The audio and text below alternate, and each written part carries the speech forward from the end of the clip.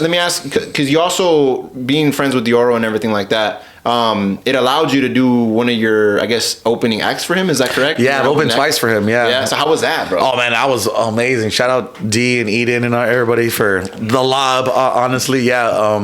So I opened for him at Exchange in LA. Oh yeah, in LA right here, and that's a huge club. If you guys don't know, or if you guys are ravers or whatever, definitely ravers know that club by Insomniac. Yeah, it's huge basically. So. I DJ'd for him at a pop-up here. He had a merch pop-up where he was selling like his clothes for our tour going on. Yeah, literally right down the street. Yeah, down the street. Right Eric was there. Enzo pulled up on us. Yeah, so he knows he was there. You feel me? Yeah, so I DJ'd for him for that. I was DJ'd for 9 hours, guys. So I don't know, definitely y'all could put in a shift working for 8 hours, but DJing and having to kind of be lit and like playing music that everyone likes too for 9 hours. Bro? I will say, and I'm not trying to toot my own horn, but toot. I had the crowd pretty lit. I had the crowd pretty lit. I'm not gonna cap. No, I was there. I seen that. It was a long line too. Like the line was wrapped around the. I didn't see that I was inside, but I think the line was wrapped around the building, and like people were coming in. I think a little frustrated from waiting outside, but I think once they got inside, they could hear the music. Their vibe would change right away, and they were having a great time. So that was for 9 hours doing that, and then so many times I was playing music, and like D would be like, "Oh, like what song is that, bro? Send me that." Or like, "Bro, it's a good song. Send me that." Like, and I was like, "Okay," like going crazy, like nothing, anything of it. And then at the end, he was like thanking me or whatever. And he was like, "Bro, like anything you want, I got you. Like anything you need, like whatever you want, like whatever you want." And I was like, "Okay, for sure." I was like, "Yeah, well, your show at Exchange, I'm like, I'm gonna go there. Like, we'll figure something out. Like, I was thinking maybe give me a bottle or something, like nothing crazy." He's like, "Would you be down to open?" I was like, "Yeah." You're like, "Yeah, bro." So yeah, basically that's how that happened. Basically, yeah. I missed that shit for you, bro. I wanted to do it so bad, but work. It's Some of us got a regular job. Yeah, it's okay. No, I'm not even. Trash. If he can't go, I'll go, man. Next time, on the list for sure. Yeah. Next time. But no, bro, that's what I was. I wanted to talk to you about that because it's like, do you feel that also opened up some opportunities for you? Yeah, big time. I mean, even just like doing that pop-up thing, like open up opportunity. People saw a DJ for him for that, and then doing Exchange, and like was big because when you do a big club like that and you rock a crowd, promoters see that and like they know, okay, you know what you're doing, like behind a decks or whatever, and then even like. So that's like in the club world, and then in the EDM world, which for like artistry, that people know, like, oh shit, like okay, like you serious, like I am like taking those steps to being like an artist, trying to drop music, be more than just like a club DJ or like I do house parties, weddings, quinces, everything. You know what I mean? If y'all need a DJ, you know what I mean? Description will be down below. Plug that. You know what I'm saying? I said description will be down below. The shit will be down below. Y'all can book me. Yeah, I do everything. I got too hype for you, bro. I was like, oh, I got to watch a party to be popping. You tap in with me. You can't even say that perfectly. But this guy can play 9 hours straight. Yeah, 9 hours straight. Yeah, and it was lit.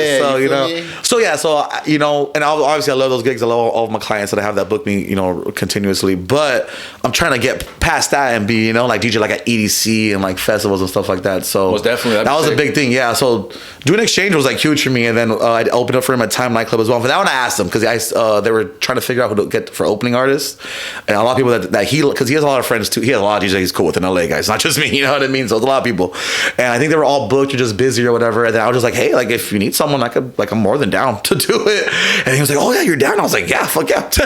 Well, you're like, hell yeah. Yeah. So then that's how I opened that Time for him too, basically. And yeah, that was even like that's another big huge club in OC, not LA, but I think it was like I think it's a top like 10 club in like the world, like voted by like DJ Mag type shit. Yeah. Okay. So that was a big deal too. I mean, I opened, so like like a headlining set, but it was popping, it was packed. And then I'm so blessed, didn't even know he was gonna do this. Dioro asked me to go back to back with him for his set actually, which was like fuck. I was fucked up. I was drunk by the time he asked me. Let me ask you this. So the people that don't know what back to back set, what is that? What is basically you go up and you actually DJ with a DJ like back to back. So he'll play one song on one turntable, and then I play a song on another turntable. Basically. Was that nerve-wracking? Fuck yeah, because I was drunk. I wasn't expecting that. Was not ready. I think I already had a couple bottles of tequila, not full bottles in me, but share it with everyone, and we ran through or whatever, taking shots. I was drinking Henny and Coke too. I was lit already. I think I was in the back chilling, and it was right before Dioro went on, and I just went to go say what's up to him, just to thank him for the opportunity and everything like that.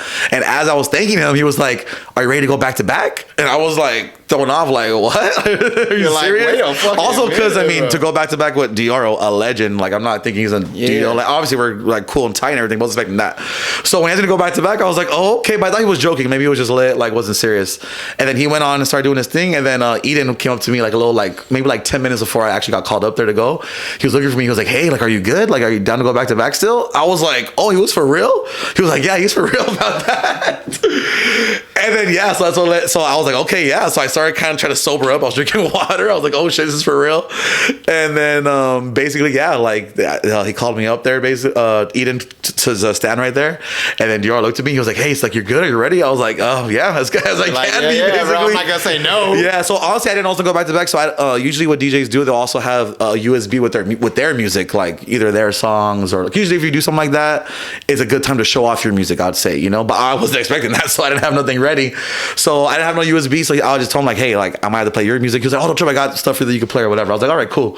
So he set up his USB or whatever and had me on, and then he was like, all right, I'm gonna call you up right now. Like, don't trip. And I was like, okay. So I was just standing there waiting, and then yeah, he was like, you know, hey guys, make some noise for my boy DJ Dabo. And I was like, oh, this is for real.